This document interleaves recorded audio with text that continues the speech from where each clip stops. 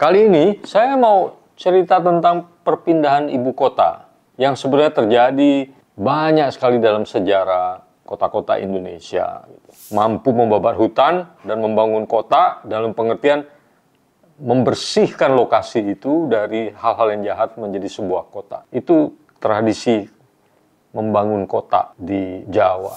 Ya, sebaiknya membangun kota di tempat yang memang jelas, ada airnya, ada penduduknya yang awal gitu, dan penduduk awal sebaiknya tidak perlu dipindahkan gitu, tapi bisa diintegrasikan.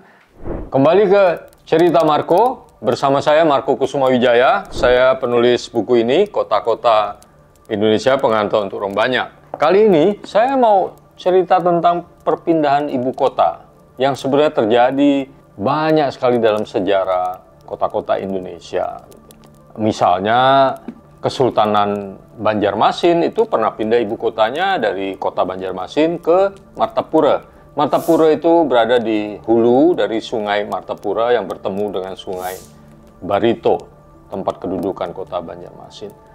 Tetapi bahkan sebetulnya ibu kota Provinsi Kalimantan Selatan, yaitu Banjarmasin itu, sebetulnya sekarang sudah pindah.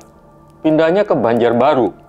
Gara-garanya, waktu itu gubernurnya, seorang dokter dari Jawa, militer juga kalau tidak salah, merasa tidak nyaman dengan genangan air ketika sedang upacara 17 Agustus. Jadi dia bilang, kita harus pindahkan ibu kota ini supaya tidak banjir lagi ke Banjarbaru, yang memang sedikit lebih tinggi, terletak di antara Banjarmasin dan Martapura. Ketinggiannya tapi cuma 30-an meter di atas permukaan laut. Itu titik tertingginya yang kira-kira sekarang letak kantor wali kota Banjarbaru itu, atau kantor pemerintahannya. Nah, tapi ironinya pada 9 sampai 24 Januari 2001, saya harus mengintip pada buku ini karena ini ada cerita bahwa pada tahun 2021 itu COVID, tanggal 4 sampai 24 Januari terjadi banjir besar-besaran, bukan hanya di Banjarmasin tapi juga di Banjarbaru. Jadi sebetulnya ironi ya, Banjarbaru mau menjadi ibu kota menghindari banjir tapi terjadi banjir. Jadi sebetulnya ada dua hal yang berbeda. Satu, sebetulnya orang Banjarmasin itu sangat terbiasa dengan pasang surut, karena itu mereka menyebut kawasannya itu, ada istilah ilmiahnya adalah kawasan sungai pasang surut, Kasupasut. Jadi air naik turun itu biasa, bukan banjir. Cuman ini gubernur tahun 1950-an itu rupanya orang Jawa, jadi sangat tidak terbiasa, dianggapnya air pasang yang naik itu banjir. Jadi dia merasa itu harus dihindari. Tetapi banjir pada Januari 2021 itu memang istimewa. Karena kalau biasanya itu surut hanya dalam beberapa jam, ini berhari-hari, mungkin sampai seminggu lebih baru surut.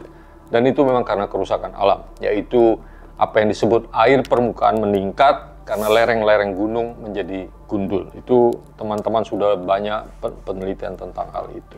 Contoh pemindahan ibu kota yang lain, Mataram itu berkali-kali pindahnya kan. Dan kita tahu ketika berdiri kota gede, pindah ke Kerta, kemudian pindah ke Pleret, lalu pindah ke Kertasura, dari Kertasura baru pindah ke Solo, yang terakhir. Tapi kemudian kalau Jogja itu bukan pemindahan tapi pembelahan.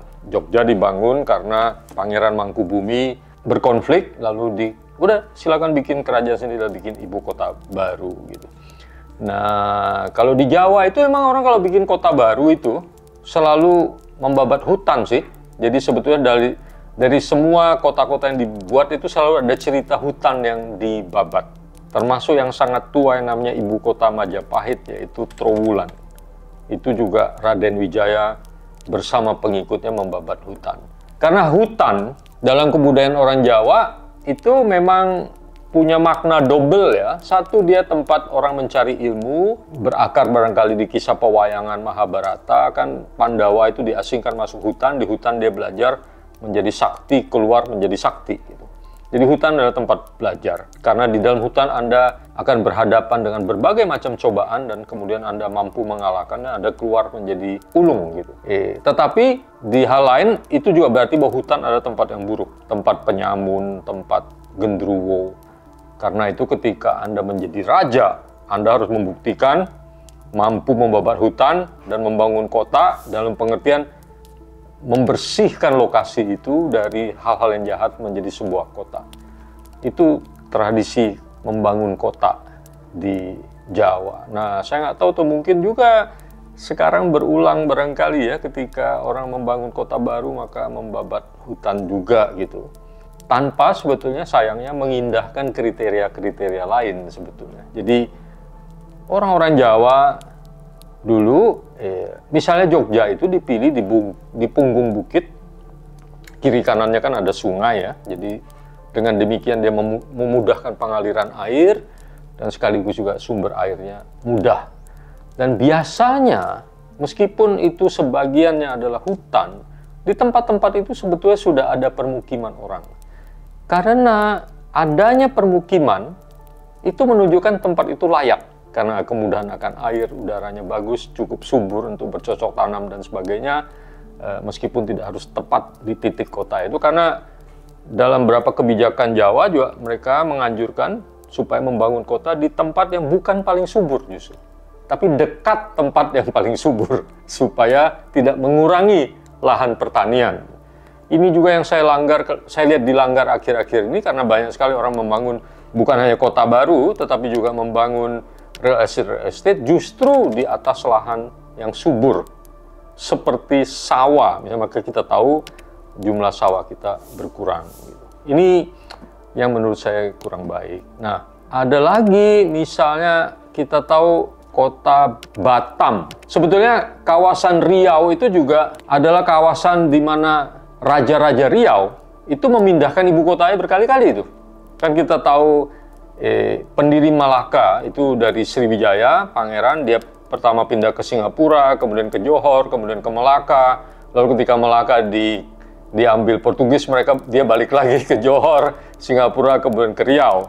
Ibu kotanya pernah di Tanjung Pinang, di Pulau Bintan, kemudian Pulau Penyengat, kemudian Pulau Lingga, dan seterusnya. Tapi tidak pernah di Batam. Karena Batam tidak mempunyai kandungan air tanah.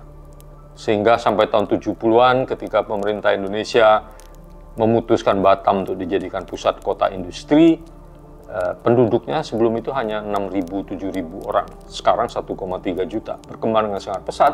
Nah, kenapa kok kota yang dari dulu nggak pernah dipakai orang sebagai tempat permukiman, sekarang kok bisa berkembang? Ya dengan menerapkan teknologi sih. Jadi pulau itu kan kecil, sungainya pendek-pendek, airnya tidak menyerap tanah. Jadi tiap kali hujan air itu langsung mengalir ke laut. Jadi itu yang dibendung. Sekarang Batam itu sangat tergantung pada air bendungan. Tapi itu sangat riskan.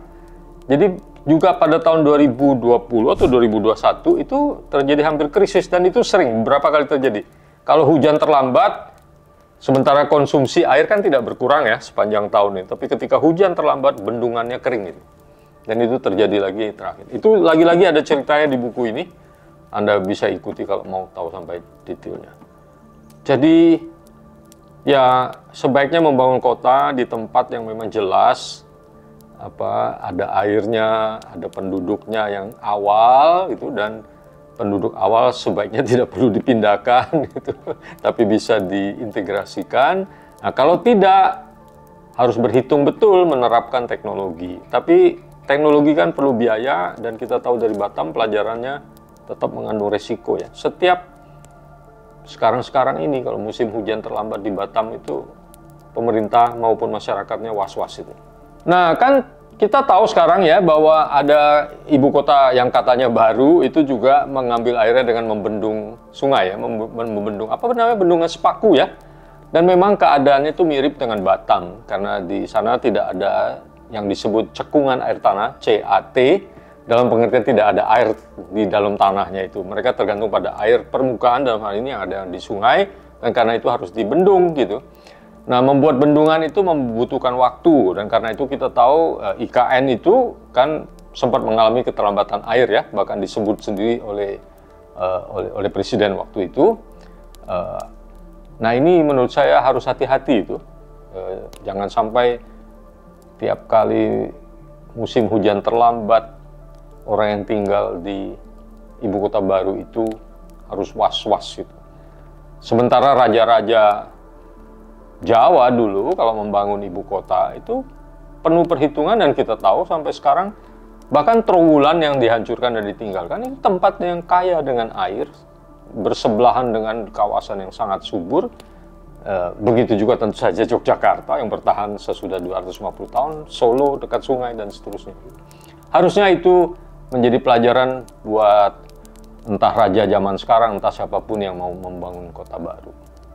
Nah, teman-teman, begitulah cerita tentang asal-usul pemindahan ibu kota, pembangunan kota-kota oleh leluhur kita, raja ataupun bukan, termasuk Batam yang sebenarnya sangat baru, Banjarmasin pindah beberapa kali. Nah, bagaimana pendapat teman-teman tentang keadaan kita sekarang? Tolong kasih komentar, kasih tanda juga like, atau dislike juga boleh kalau ada tombolnya ya. Dan jangan lupa subscribe. Sampai ketemu di episode berikut dari Cerita Marco. Sampai ketemu.